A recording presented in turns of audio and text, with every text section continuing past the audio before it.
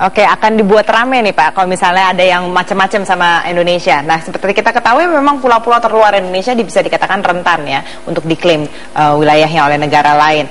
Berdasarkan debat semalam, bagaimana komentar Bapak-Bapak melihat ketegasan dari Jokowi? Anda dulu deh. Saya mungkin lihat jawaban itu tadi dalam konteks ada upaya jebakan dari Prabowo supaya Jokowi terlihat tidak tegas, dan dia memilih menjawab, bagaimanapun saya buat ramai kalau itu terjadi.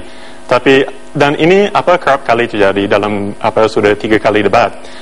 Prabowo melontarkan skenario itu yang sebenarnya ada 2 pilihan dari Jokowi. Dia bisa mengikuti skenario-nya saja, atau dia bisa keluar dari skenario itu. Saya lihat dengan pertanyaan itu dia ambil jalan aman, bilang saya buat ramai. Sedangkan dia juga bisa mengatakan apakah ini masalah paling krusial yang dalam waktu dekat ada resiko akan terjadi, atau sebenarnya fokus politik luar negeri kita sebenarnya harus ke masalah ini.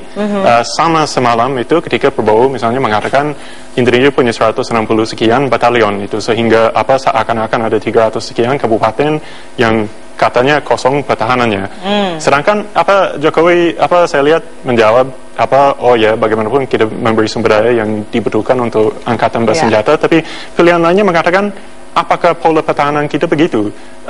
Kan angkatan bersenjata itu orientasinya terhadap ancaman luar. Itu perlu ada reformasi militer, profesionalisme, dan pola pertahanannya pasti bukan hitungan satu Jadi kabupaten. Jadi dia menjawab keraguannya Prabowo terkait ketegasannya. Dia mengikuti skenario-nya daripada dia keluar dari skenario itu dan mengkritik pertanyaan yang dilontarkan oleh Prabowo. Nah, itu pilihan, tapi saya kira itu salah satu kekurangan sebenarnya dalam strategi debat Jokowi selama ini. Bagaimana kalau menurut Anda, Pak Makmur? Jadi kan begini ya, itu kan mau menunjukkan branding ya, atau diferensiasi.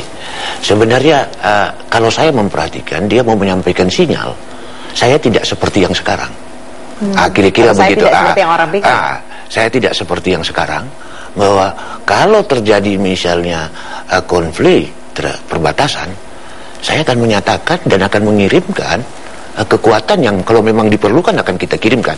Catatan ini misalnya begini ya, ketika ada hal yang unik dalam 5 tahun terakhir misalnya, ketika terjadi konflik Ambalat, presiden kita pergi ke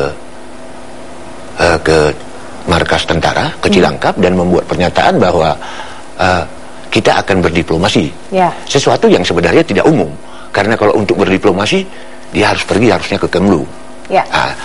Sesuatu yang saya kira menunjukkan kesan bahwa kita kurang asertif begitu. Kemunculan pernyataan dari Pak Jokowi sebenarnya mau menyampaikan sinyal bahwa kita akan berbeda dari sebelumnya. Dan ini juga ketika dia menyatakan bahwa kalau memang ASEAN tidak memberikan manfaat, kita akan tinjau kembali begitu. Jadi ini menunjukkan assertiveness-nya. Dan beberapa kali disebut akan ada diplomasi government. Jadi saya kira kita akan memiliki suatu pemerintahan seandainya Jokowi yang terpilih ke depan, sesuatu yang orang harapkan bisa mempromosikan atau melindungi martabat atau wibawa Indonesia sebagai suatu negara bangsa yang cukup besar di Asia Tenggara. Itu yang mau disampaikan, dan dia menyampaikan sinyal itu untuk melihat saya ini berbeda loh dari yang sekarang ini. Saya ini nampak seperti ini secara fisik, tetapi saya bisa membuat keputusan dan akan insist terhadap keputusan itu. Dan kalau bisa tidak disebutkan juga tidak memakai jalur militer kan, itu the last resortnya lah gitu. Karena dia akan menggunakan 3 instrumennya. Instrumen itu kan G2G, kemudian bisnis, kemudian kepada. Tetapi artinya adalah kalau memang itu menjadi milik kita, maka kita akan menggunakan dengan segala cara untuk mempertahankan itu. Ini pun sebenarnya disampaikan dalam bahasa yang sangat mudah dipahami publik, karena kita tahu bahwa sebenarnya kan dispute itu kan ada 2. Dispute dalam pengertian ocean boundaries karena implikasi dari UNCLOS, dan dispute karena ownership. Tapi itu kan tidak diungkapkan di dalam pernyataan itu, karena itu akan menjadi terlalu rumit.